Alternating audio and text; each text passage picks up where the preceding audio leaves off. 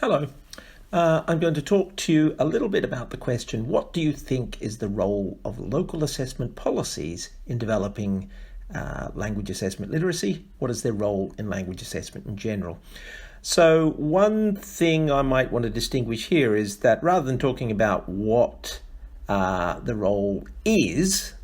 which is going to be very different in many different situations, I'm going to talk about what I think it perhaps should be. So I think one of the things that we can get from a look at how the CFR, for example, has been implemented in practice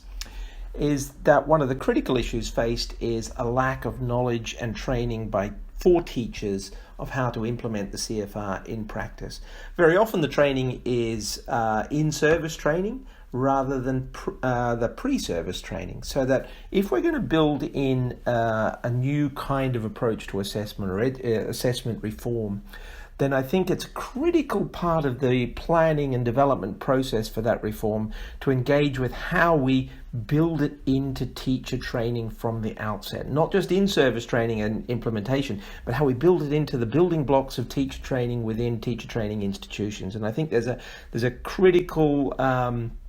gap in how the planning for educational reform incorporates that kind of groundwork preparation. Ideally,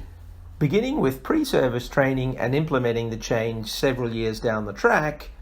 is a better approach than trying to roll it out with in-service training, in my opinion, but very often political agendas for reform don't allow for that kind of nuanced planning or long-term timescales.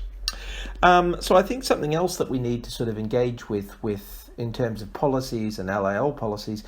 is that it does need to be a two-way interaction, that I think we need to look at how we can develop with communities of practice, with associations for language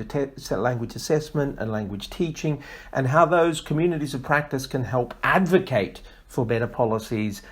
with government agencies that are involved with developing assessment reform, education reform policies. So I think we need to be able to sort of engage with those agencies, and we can do that